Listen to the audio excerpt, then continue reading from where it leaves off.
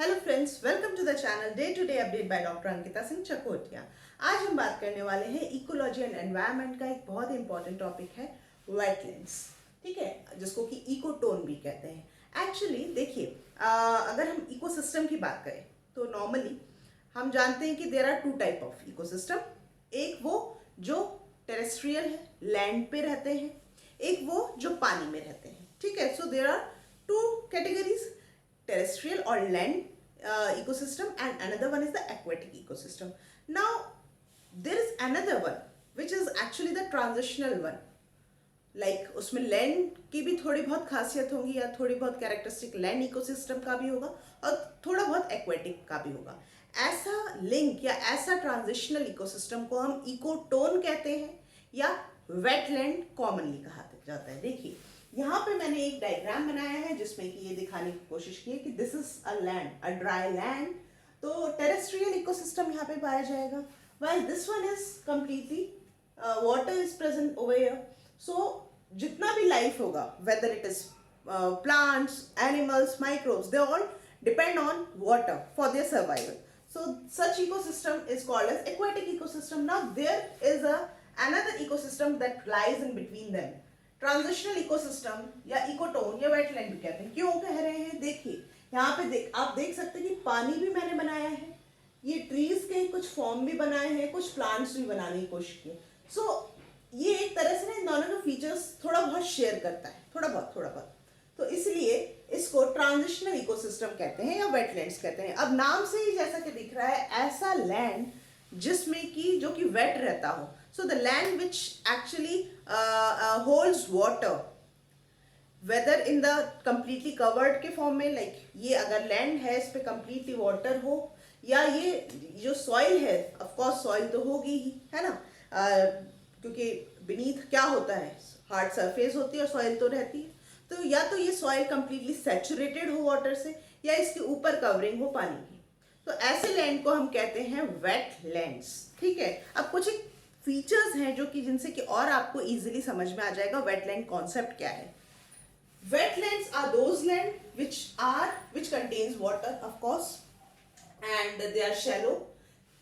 इनकी डेप्थ होती है, जो पानी की गहराई है, वो 3 मीटर से के लगभग होती है। पानी होना ना होना, it depends, it is like periodically और मे बी परमानेंटली। हो सकता है कुछ एक वेटलैंड्स में पीरियोडिक हो, थोड़े टाइम के लिए है पानी, फिर थोड़े टाइम के लिए नहीं है, या हो सकता है कंप्लीटली भी हो, है ना। मान लीजिए कि समर्स में कंप्लीटली थोड़ा सा लाइक ऊपर जो लेयर था वाटर का वो ड्राई हो गया है, अब सॉइल में ही बस सैचुरेटेड होकर रह गया है। ठीक है, या हो सकता है बहुत अच्छा अगर वाटर कंटेंट है उसमें तो ना भी ड्राई हो। So in this way they are, the water is actually periodically और permanently depend करता है। अच्छा, वाटर आता कहाँ से है? It may be comes via precipitation, ठीक है, और बाय अंडरग्राउंड से भी आ सकता है और प्रेसिपिटेशन से भी आ सकता है। Now the soil is hydric in nature. Hydric soil इसका मतलब है कि ऐसी सॉइल जिसमें कि ऑक्सीजन कंटेंट बहुत कम होता है। ठीक है, ऐसी सॉइल को हम हाइड्रिक सॉइल कहते हैं। Next, water table is at land surface. Water table मैंने अपने प्रीवियस लेक्चर में बहुत अच्छे से समझाया है, ठीक है, उसका लिंक मैं शेयर कर दूंगी। वाटर टेबल यहाँ पे भी क्विकली बता देती हूँ। वो इज नथिंग, जो अंडरग्राउंड वाटर होता है ना, उसका जो सबसे ऊपरी, मान लीजिए ये अगर अंडरग्राउंड वाटर है, इसका सबसे ऊपरी वाला जो लेवल है वाटर का, वो कहलाता है वाटर टेबल। ठीक है, तो water table is almost at land के सरफेस पे ही होता है। दैट मीन्स आपका ये लैंड ना बहुत पतली होगी। ठीक है, ये मान लीजिए एक तरह से फॉर एग्जाम्पल। ठीक, now the biota is nothing, it is a combination of plants, animal and आपके जो माइक्रोब्स हैं। ठीक है, ये कैसा होगा? ऑफ कोर्स डाइवर्स होगा। इनहैबिटेशन इनका टोटली डिपेंड करेगा कि कितनी गहराई है पानी की, डेप्थ, एंड हाइड्रो पीरियड, कितने टाइम के लिए पानी रह रहा है उस जगह पे या नहीं रह रहा है, वही पीरियोडिकली एंड परमानेंटली। तो इन चीजों पे बायोटा का इनहैबिटेशन डिपेंड करता है। अगर हम बात करें इसके टाइप्स की तो टाइप्स दो तरह के होते हैं, on the basis of their location on the land. It may be inland. Inland मतलब क्या कि चारों तरफ से ये किससे घिरा हुआ हो? लैंड से घिरा हुआ हो, या फिर कोस्टल हो सकता है, समुद्र के तट के पास में हो। ये दो तरीके होते हैं।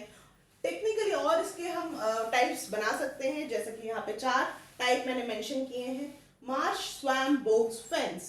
मार्श की अगर हम बात करें तो मार्श ऐसे वेटलैंड्स होते हैं जिनमें कि पानी काफी लंबे समय तक बना रहता है, ठीक है, काफी लंबे समय तक बना रहता है। एंड यहाँ पे वेजिटेशन जो होती है ना वो सॉफ्ट स्टेम की होती है, that means herbaceous in nature. Swamp की बात करें, स्वैम्प लाइक मार्श, इनमें भी पानी लंबे टाइम के लिए रहता है, लेकिन ये थोड़े ज्यादा डीपर रहते हैं। Second thing, they actually gives us a woody tree. Woody tree यहाँ पे आपको देखने को मिलते हैं जिनसे कि हमें टिम्बर मिल सकता है। Third category is bogs. Bogs are actually they found in the cooler climate, so northern climate में ज्यादा आपको ये देखने को मिलेंगे। And they also like source of peat, peat, peat. Peat is nothing, it's an organic matter जो partially decayed organic matter होता है, उसको peat कहते हैं। ऐसा इसलिए है, क्यों ये सोर्स है पीट के, देखिए मैंने जैसा कि बताया ये कूलर क्लाइमेट में, ठीक है, कूलर क्लाइमेट में होने की वजह से क्या होगा, एक तो इनकी प्लांट्स की ग्रोथ थोड़ा स्लो होगी, जो भी वेजिटेशन है। दूसरा, लो फर्टिलिटी ऑफ सॉइल होगी। तीसरा, अगर डिके भी होना होगा ना ऑर्गेनिक सब्सटेंसेस को, अगर plant like dead plants, dead animal को डिके भी होना होगा ना, तो क्योंकि नदर्न क्लाइमेट में तो ऑक्सीजन की कमी होने की वजह से, थोड़ा कूलर, बहुत ज्यादा कूलर क्लाइमेट में रहते हैं, तो ऑक्सीजन की कमी की वजह से जो डिकेइंग प्रोसेस है वो स्लो होगी, ठीक है। डिकेइंग प्रोसेस स्लो होने की वजह से क्या होगा कि लाइक इनका स्लोअर डिके हो पाएगा ऑक्सीजन की कमी की वजह से। एंड ऑल्सो जो वाटर होगा ना, दैट वाटर जो इस टाइप के वेटलैंड में होता है वो एसिडिक इन नेचर होता है। एंड जो वाटर सप्लाई इनमें मेजरली जो वाटर जो इस टाइप के वेटलैंड्स में आता है वो आता है via precipitation. Last category is fens. Fens is just like bogs, but again there are few differences present over here. Like ये थोड़े ज्यादा एसिडिक थे, ये थोड़े कम एसिडिक होंगे। बोग्स में वाटर अंडरग्राउंड वाटर के थ्रू आता है, वाटर से आता है, and water is more nutrient as compare to that of the bogs. यहाँ फेंस का जो वाटर होता है वो ज्यादा न्यूट्रिएंट होता है, न्यूट्रिएंट रिच होता है, sorry. So this is all about the wetlands and there types. I hope मेरा आज का लेक्चर अच्छा लगा हो। अगर अच्छा लगा हो तो please hit the like button, share this video with your friend and please subscribe my channel. मिलते हैं आगे के लेक्चर्स के साथ में। Till then stay safe and stay blessed. Bye bye.